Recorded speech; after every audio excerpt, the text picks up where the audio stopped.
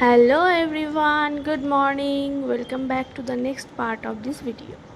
তো সেদিনকে শুধুমাত্র তোমাদের বলেছিলাম যে শুধুমাত্র মিষ্টি আর দুধ চা নিয়ে বাড়ি চলে আসিনি, আরও কয়েকটা জায়গায় গেছিলাম। তো তার মধ্যে দেখো এখানে ফুচকা খেতে গেছিলাম আমরা। ফুচকার স্টল দেখে তো আর নিজেদের কন্ট্রোল করতে পারলাম না, তো আমরা সেখানে চলে গেছিলাম ফুচকা খেতে। তো আমি এখানে নিয়ে নিয়েছিলাম এক প্লেট স্পেশাল ফুচকা, আর আমার বর নিয়েছিল দই বড়া। আর এদিকে দেখো এত বড় ফুচকার সাইজ, মুখে ঢোকাতে গিয়ে আমি হেসেই ফেলেছি, আর আমার বর সেটারও ভিডিও নেবে। তো তোমরা দেখে নাও, ফুচকার প্লেটটা দেখে লোভ লাগছে কি তোমাদের? আর ফুচকাটা সত্যিই জাস্ট ওয়াও ছিল।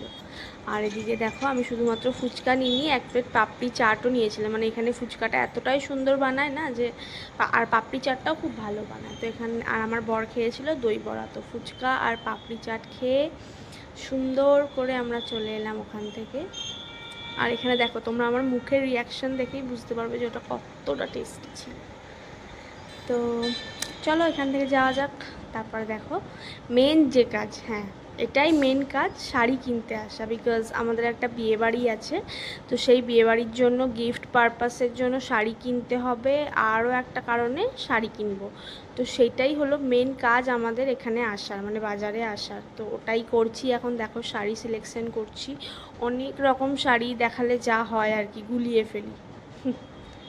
আর তারপর আমরা তো দুটো শাড়ি কিনে নিয়েছি। তারপর দেখো এখানে একটা ঘড়ির ব্যাটারিতে দোকান লাগানোর দোকানে দাঁড়িয়েছিলাম। আমার বর দুটো পছন্দের ঘড়িতে ব্যাটারি লাগাচ্ছিল, তো সেই জন্যই আমরা ওখানে একটু দাঁড়িয়েছিলাম। আর তারপরে আমি চলে গেছিলাম একটা দশকর্মার দোকানে। ওখানে দেখো তোমরা দেখতে পাবে আমি ওখানে আমার কাতু বাবার জন্য দুটো জামা কিনছিলাম। তারপরে আমাদের কাজ শেষ, তো চলে এলাম বাড়ি। আর আমরা এখন বাড়ির পথে আছি। তো চলো আজকের ব্লগে কিছু যদি ভালো লেগে থাকে লাইক করো, কমেন্ট করো, আর আমার চ্যানেলটা প্লিজ সাবস্ক্রাইব করে দিও। বাই।